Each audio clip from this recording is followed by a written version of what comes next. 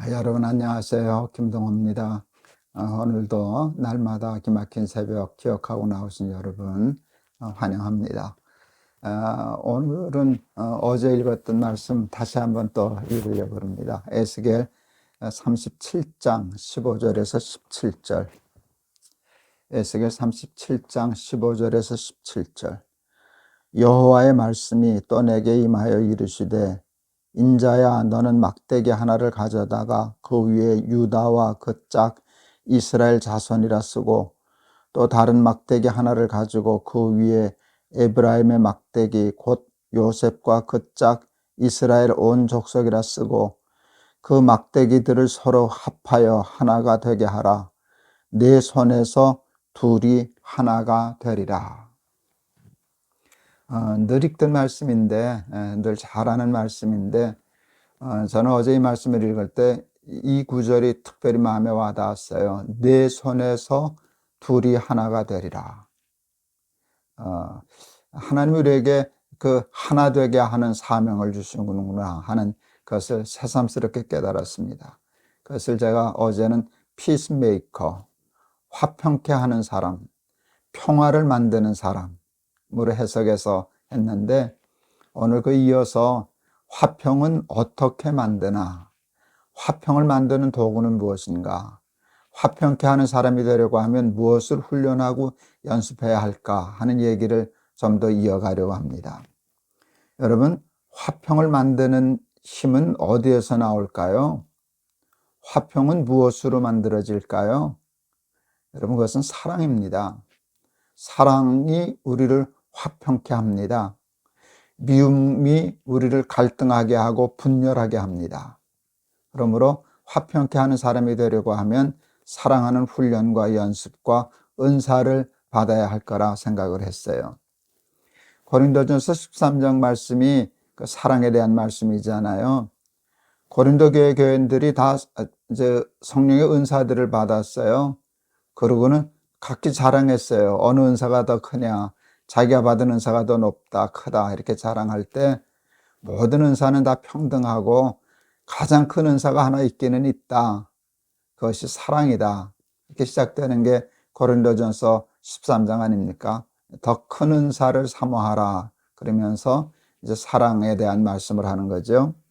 근데 사랑에 대해서 하나님이 요구하시는 구체적인 것들이 있어요. 첫째는 오래 참고예요. 오래 참고. 그런데 그 사랑에 대해서 요구하는 15가지인가 이렇게 되는 것 중에 이렇게 겹쳐지는 것들이 있어요. 그게 오래 참음이에요. 오래 참고 모든 것을 견디며 참으며 이렇게 오래 참고 모든 것을 견디느니라. 이게 다 견디고 참고 하는 것들이 화평을 만드는 일에 굉장히 중요한 일이죠. 우리가 살다 보면 이렇게 화가 날 때가 있어요. 근데 이제 화가 나면 화는 정말 불과 같아요. 그래서 확 살라버려요. 잘못된 일에 대해서 요만큼만 화를 내면 되는데 그게 절제가 안 돼요. 그래서 10개만큼 화를 내야 될 것을 우리는 대개 100개 화를 내므로 문제를 더 키우거든요.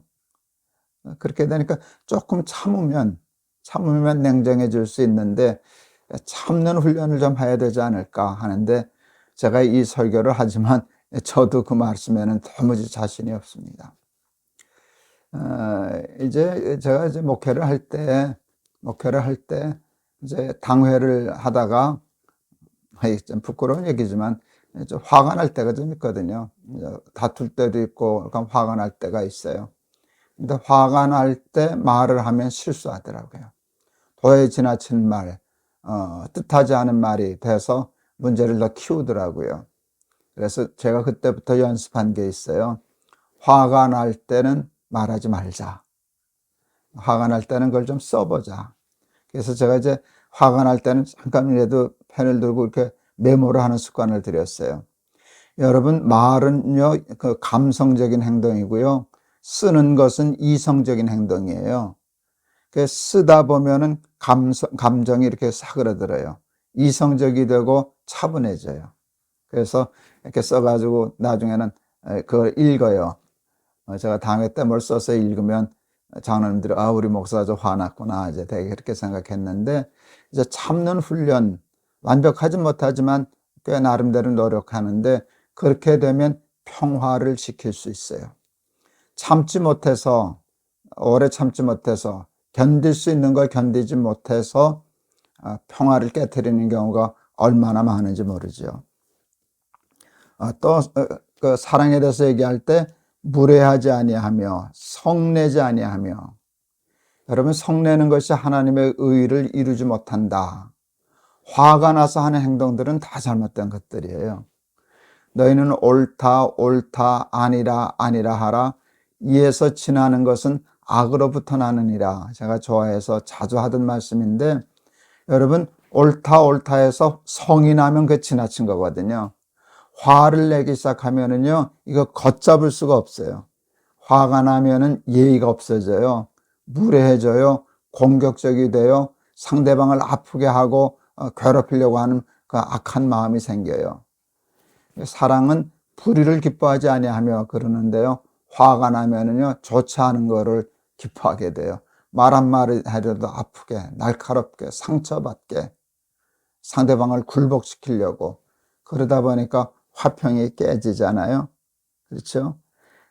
그래서 모든 것을 믿으며 또 그랬는데요. 여러분, 사랑은 믿음에서 오는 거예요. 제가 얼마 전에 결혼하는 신랑 신부에게 그 얘기를 했어요. 너희들 사랑하냐? 그랬더니 예, 사랑합니다. 믿지 말아라 그랬어요. 오래가지 못한다.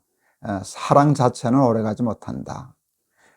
사랑은 불완전하다. 또 식을 때도 있고 사랑하는데도 상처를 줄 수도 있는데, 사랑이 오래 갈 거다, 영원할 거다라고 하는 건 믿지 말아라.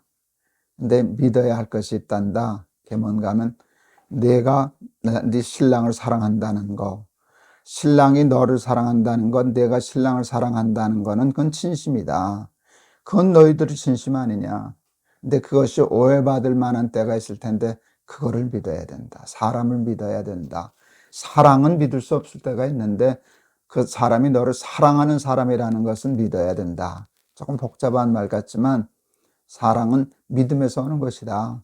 사랑은 자꾸 변하니까 저거 하지만 그 사람이 나를 사랑하는 사람이다 라는 것을 믿어야 그 오해에서 벗어나고 갈등에서 벗어날 수 있다 하는 얘기를 했었어요.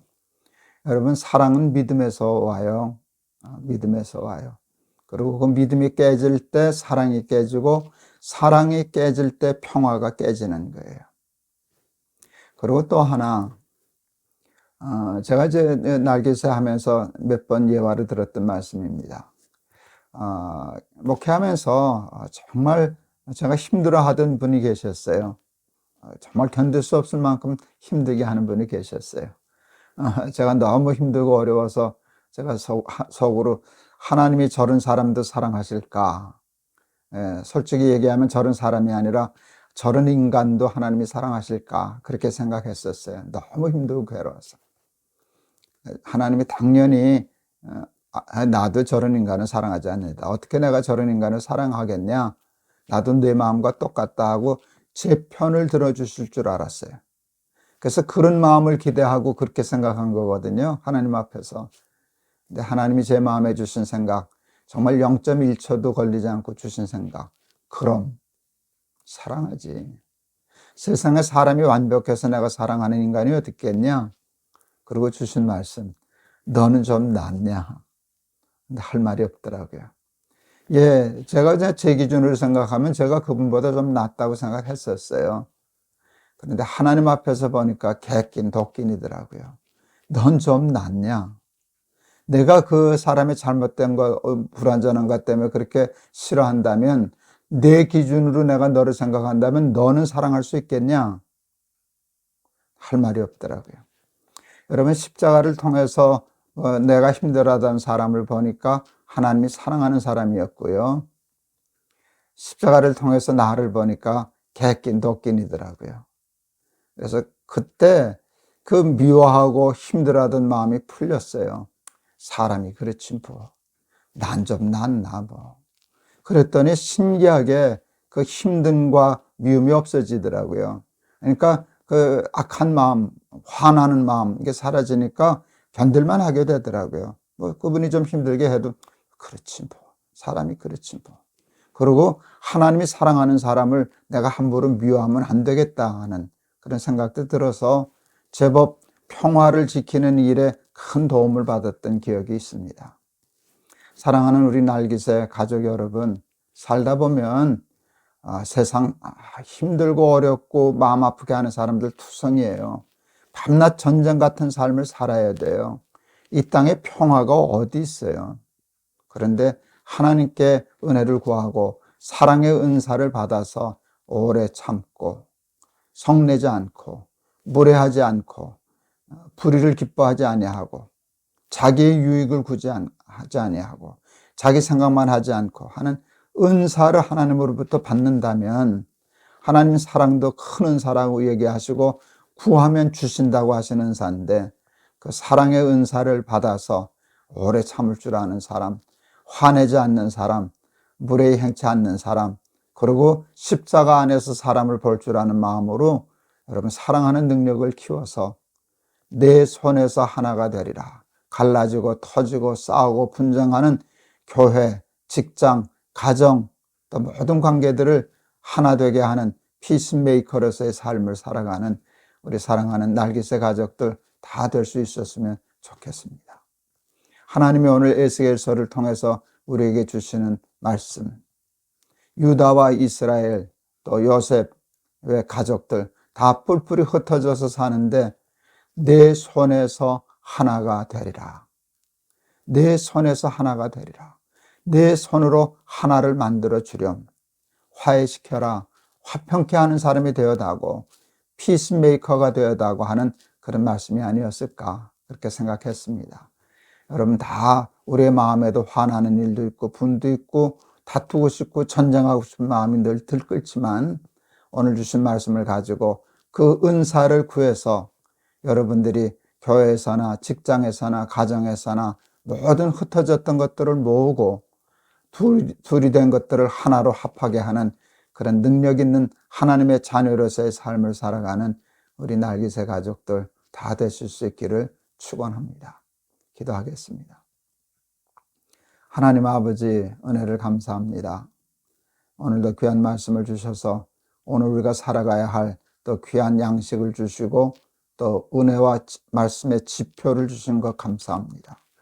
내 손에서 하나가 되리라. 둘 된 것이 내 손에서 하나 되게 하거라. 이간질 시키지 말고 싸움 부추기지 말고 다투고 갈라졌던 것들을 손붙잡게 하고 하나 되게 하고 화평케 하는 하나님의 자녀들 그 삶을 살아다고 하는 부탁인 줄을 알고 하나님께 사랑의 은사를 구하여 사랑의 능력으로 사랑의 은사로 이 세상을 화평케 하는 하나님의 자녀의 삶을 살아가는 우리 모두가 되게 하여 주시옵소서. 예수 그리스도의 이름을 받들어 기도하옵나이다. 아멘. 하나님이 가장 기뻐하시는 것은요, 다투고 싸우고 갈등하는 일을 화평케 하는 역할이에요. 노벨상 중에 많이 있지만 가장 크게 여기는 상 중에 하나가 노벨 평화상 아닙니까? 하나님도 상을 주신다면 가장 큰 상을 화평케 하는 자에게 주시는 평화상이 아닐까 하는 그런 생각도 해봤는데 하나님 앞에 이 평화의 상을 받을 수 있는 그 삶 살기 위하여 노력하는 저와 여러분 다 되실 수 있기를 축원합니다. 여러분 감사합니다. 내일 또 뵙겠습니다. 여러분 사랑합니다.